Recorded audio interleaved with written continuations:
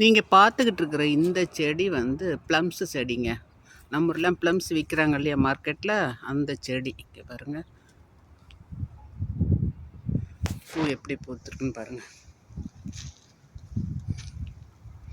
அந்த பூக்கு இப்பயே ஒரு ஈ வந்துருச்சு.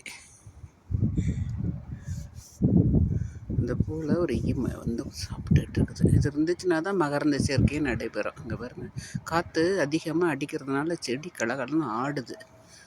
பாருங்க, இது எங்கள் பையன் வீட்டில் இருந்துச்சு. அவங்க வந்து தொட்டியில் வச்சுருந்தாங்க. நேற்று தான் இந்த தொட்டியிலேருந்து இந்த செடியை வந்து நாங்கள் தரையில் நட்டு வச்சோம். இங்கே பாருங்கள், நல்லா 3 அடிக்கு 3 அடி பெரிய குழி வெட்டி அதில் நட்டு இருக்கிறோம்.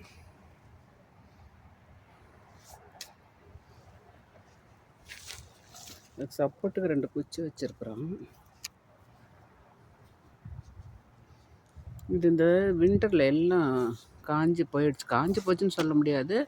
அது பாதுகாப்புக்காக இலையெல்லாம் கொட்டிட்டு அப்படியே தூக்கத்தில் இருந்துச்சு. இப்போ தான் வந்து இந்த கொஞ்சம் கிளைமேட் சேஞ்ச் ஆன பிறகு இது நல்லா இப்போ பூக்க ஆரம்பிச்சிருக்குது.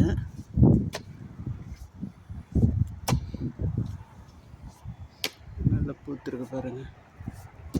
ப்ளம்ஸ் செடிங்க இன்னும் பழுக்கிறதுக்கு இது வந்து ஏப்ரல் ஜூன் மே மாதத்துக்கு பிறகு தான் இது காய்க்குன்னு சொல்லியிருக்கிறாங்க.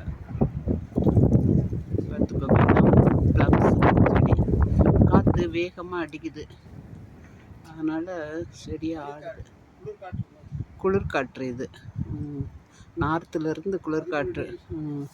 எத்தனை டிகிரிமா இன்னைக்கு? எத்தனை டிகிரி டெம்பரேச்சரு?